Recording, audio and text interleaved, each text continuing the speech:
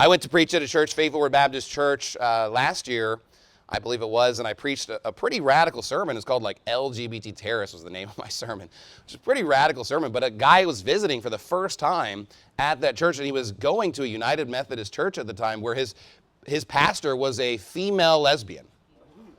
So like, just, talk about coming from just a super radical different, situation. That was his first sermon, and him and his mom.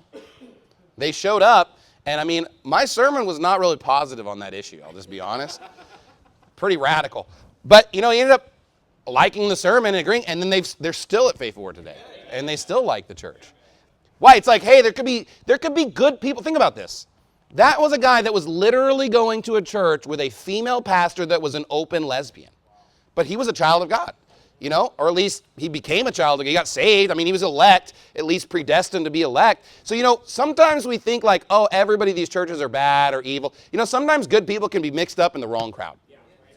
Sometimes there's good people mixed up in bad religion, whether that being Catholic, Orthodox, Church of Christ, United Methodist. It could be just all kinds of different groups. And so we want to make sure that, hey, we don't just throw the baby out with the bathwater. And we say, hey, if you're mixed in with these Philistines, come out and come join us. And notice, by Jonathan and his armor bearer being strong, even being a small number, they drew people out from the wrong side to come back to the good side and actually get right with the Lord and to join the right side of this battle. Verse 22, likewise also the men of Israel which had hid themselves in Mount Ephraim, when they heard that the Philistines fled, even they also followed hard after them in the battle. A lot of these verses, it's easy to skip over and not even realize what it said. But not only do they draw people from the wrong side, they draw the cowards back out too. They're saying, hey, there was a bunch of cowards that had just been nervous about the fight, nervous about the battle, didn't want to stand, didn't want the persecution, didn't want any kind of affliction. They went and hid themselves. They were scared. They were not willing to go and fight. But once they realized, hey, they are winning, they're ready to join. They're kind of like bandwagon Christians.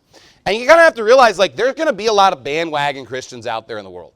Like, they don't really want to be in the battle. They don't really want to be in the fight. They don't really want to do the ugly stuff. They don't want to have to say the hard things. But once you kind of win, once you kind of come out and you're victorious, they're like, well, I'm ready to go back inside. I'm ready to come join the team again. And look, I'm not going to say that those people shouldn't. They should. They should join the team, and maybe after seeing the victory, they'll have more faith so they come to the next battle. But obviously, they could be a liability too, that you come to the next battle and they go hide themselves again.